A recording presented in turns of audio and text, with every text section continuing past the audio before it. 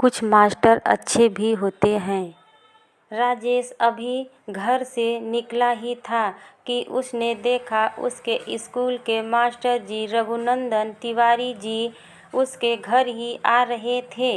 वह रुक गया। तभी मास्टर जी ने उससे कहा, बेटा आज तो स्कूल की छुट्टी है, मुझे तेरे पिताजी से कुछ काम था, क्या वो घर पर हैं? जी मास्टर जी, पिताजी अभी घर पर ही हैं, राजेश ने जवाब दिया। उनकी आवाज़ सुनकर मधुसूदन जी घर से बाहर आए और बोले, अरे मास्टर जी, आप क्या राजेश ने कोई गलती कर दी है? मास्टर जी ने हंसते हुए कहा, अरे नहीं, यह तो बहुत होनहार है, इसलिए मैं आपसे कुछ बात करने आया हूँ। आप शायद नहीं जानते कि आपका बच्चा पढ़ने में बहुत तेज है। मैं चाहता हूँ कि इसे शहर भेज दिया जाए। यह एक दिन जरूर आपका नाम रोशन करेगा।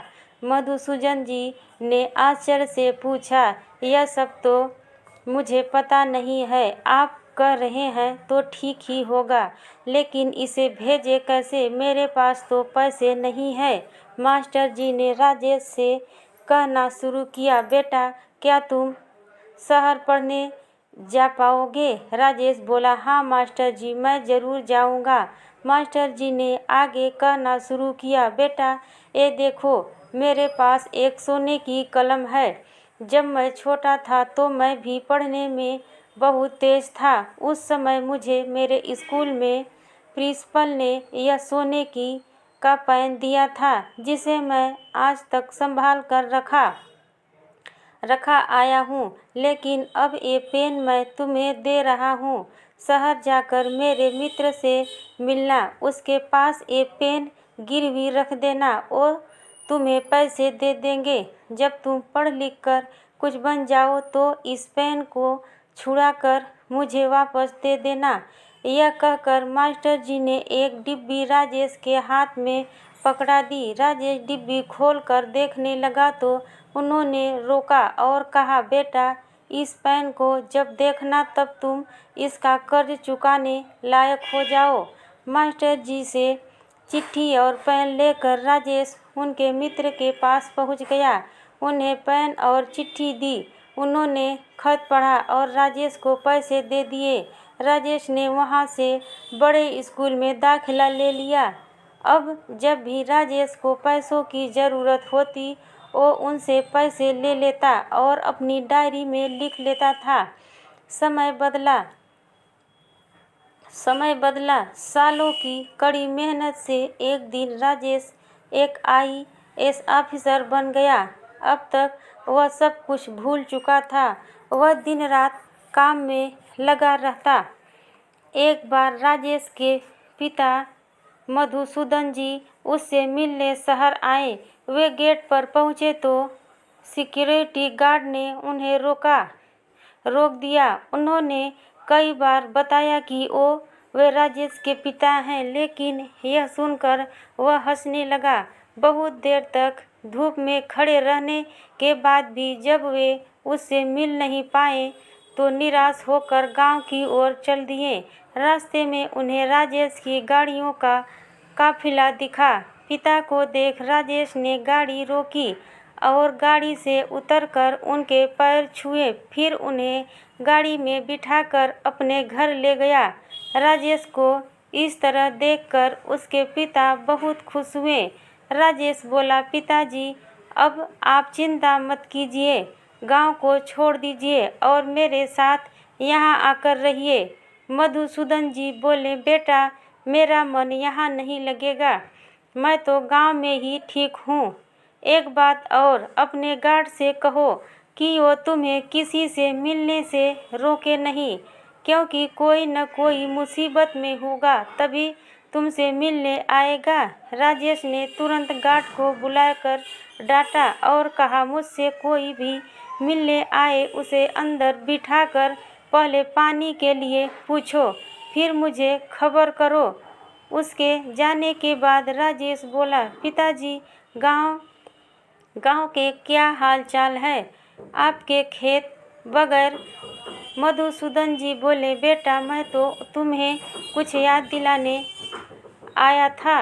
राजेश ने कहा, हाँ हाँ पापा बताइए न बेटा, तुम्हें वो सोने की कलम याद है या भूल गए? मास्टर जी याद है, गांव के उनका कर्ज चुकाना था। मधुसूदन जी ने कहा। राजेश ने अपना सिर पकड़ लिया, पिताजी मैं तो सब कुछ भूल गया, मास्टर जी और उनकी सोने की कलम।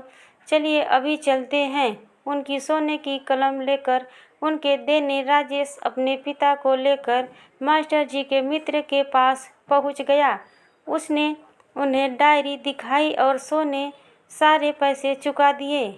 उन्होंने राजेश को वह डिब्बी पकड़ा दी। राजेश ने डिब्बी खोलकर देखी तो वो खाली थी। राजेश ने गुस्से में कहा, लगता है आपकी नीयत में खोट आ गया, यह तो खाली है, इसमें से सोने की कलम कहाँ गई? मित्र बोले, बेटा पहले यह खत पढ़ लो फिर गुस्सा करना। राजेश ने खत पढ़ा तो उसके आंसू निकल आए। उसमें लिखा था कि भाई मैं जिस लड़के के हाथ यह खत भेज रहा हूँ उसे पढ़ाई के लिए जितने पैसे चाहिए हो दे देना। मैं अपना खेत बेचकर कुछ ही दिनों में तुम्हारे पैसे चुका दूंगा। यह खाली डिब्बी रख देना, इसे मैंने खोलने को मना किया है। वह जानता है कि इसमें सोने की कलम है। राजेश की आंखों से आंसू बह रहे थे।